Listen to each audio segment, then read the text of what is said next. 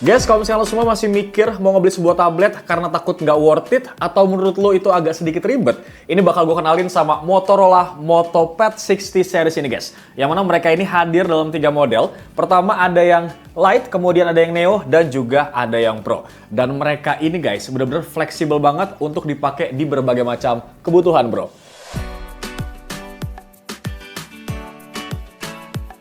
Pertama-tama kita bakal bahas masalah desainnya dulu nih guys, dari ketiga tablet Motorola ini.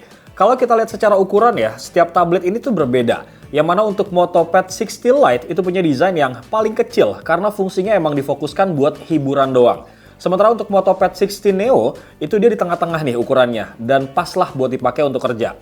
Nah, kalau lo pekerja kreatif yang suka ngedit video ataupun gambar, MotoPad 60 Pro ini guys jadi opsi dengan ukuran yang lebih besar. Terus ketiga tablet ini juga punya satu kamera di bagian belakang yang posisinya ada di pojok kanan atas. Terus ada logo Motorola juga nih di tengah-tengah sini bro. Bergeser lagi, kita lihat ini tombol powernya ditaruh di atas yang berdekatan nih sama tombol volume yang ada di sisi sampingnya. Yang bikin pengalaman make tuh menurut gue pribadi ya, ini jadi nyaman bro. Neo dan juga yang Pro punya quad speaker ya, sementara untuk yang Lite ini dibekalin sama dual speaker bro.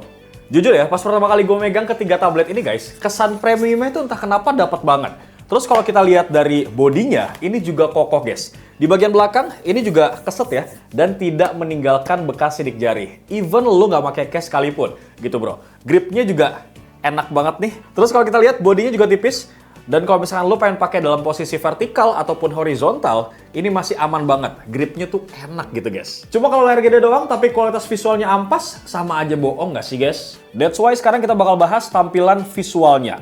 Yang mana untuk MotoPad 60 Lite ini guys, ngasih layar berukuran 10,1 inci. Yang resolusinya tuh udah high-res 1200 pixel. Dan udah ada TUV low blue light-nya juga yang bikin mata kita tuh nyaman banget walaupun nonton dalam durasi yang lama bro. Terus misalnya nih ya, lu orang yang sering kerja di luar kantor tapi nggak mau ribet-ribet tuh bawa laptop.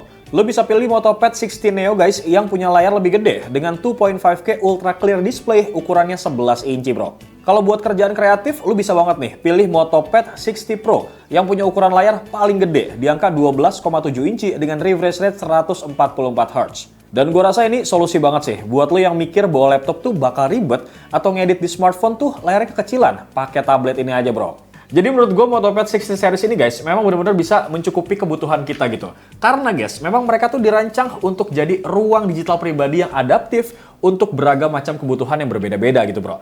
Biar lebih relate nih ya, gue bakal coba cerita deh pengalaman gue make ketiga tablet ini untuk sehari-hari bro.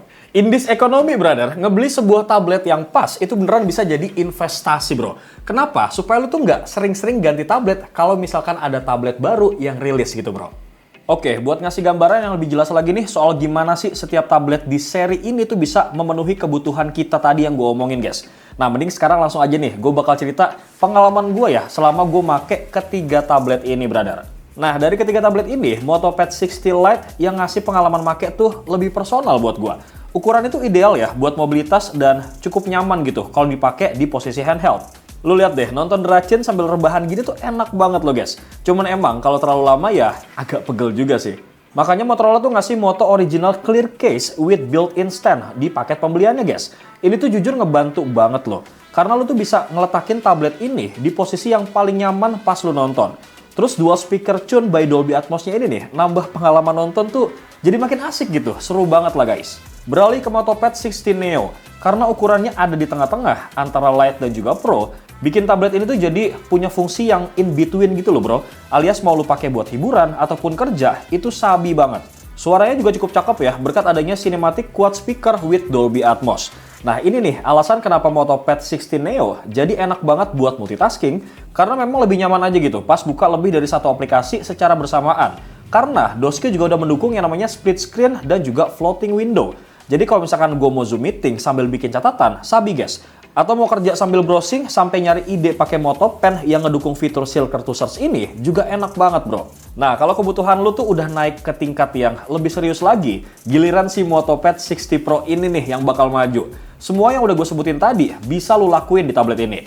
Tapi guys, selain itu ada beberapa keunggulan lain yang mau gue highlight nih. Yang mana tablet ini tuh enak banget ya buat bantu ngedit konten jualan adik gue nih secara online. Dan buat aktivitas kreatif lain itu juga sabi bro. Layarnya tuh ngasih keleluasaan banget ya buat kita berkreasi nih. Pas gue nyoba gambar pakai Motopen ini ya, feels gue tuh rasanya cukup otentik banget gitu. Berasa lagi gambar di atas kertas beneran bro. Oh ya BTW nih, untuk Motopen Pro ini udah termasuk dalam paket pembelian bro. Gak cuma itu ya, beragam aplikasi dan juga tools AI Google itu juga jadi optimal banget pas dipakai di Motopad 60 Pro ini. Hal ini tuh ngebantu gue banget ya ketika butuh nyari informasi buat riset, nyatet, sambil nuangin ide secara lebih interaktif lagi nih guys. Oh ya, BTW sekedar informasi aja nih, Motorola juga ngeluarin aksesoris tambahan buat Motopad 60 Pro ini. Ada dua opsi, yaitu folio case yang dilengkapin keyboard sama yang folio case-nya aja nih. Menurut gue pribadi ya, dengan adanya opsi Lite, Neo, dan juga Pro di Motorola Motopad 60 series ini guys, bener-bener tuh bisa mengoptimalkan potensi utama di setiap tabletnya. Dan ini beneran ngaruh ke penggunaan gue sebagai user gitu bro. Dan memang gue ngerasa kayak dikasih opsi gitu loh untuk kebutuhan yang berbeda-beda guys. Lanjut, gue bakal kasih pertanyaan ke kalian nih.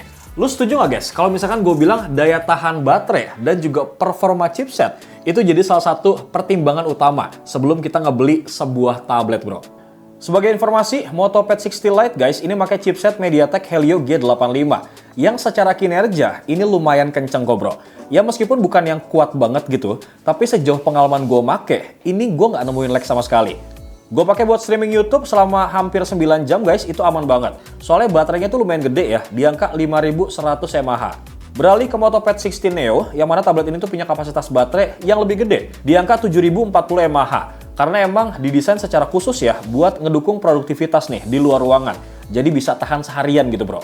Kemudian secara performa juga lebih kenceng ya buat multitasking nih. Soalnya, DOSK ini ditenagai sama chipset MediaTek Dimensity 6300.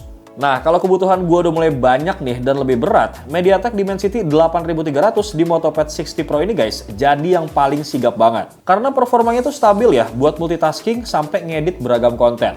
Lu mau ngapain aja dalam waktu yang lama, itu aman banget loh di tablet ini. Karena baterainya guys, itu udah 10.200 mAh.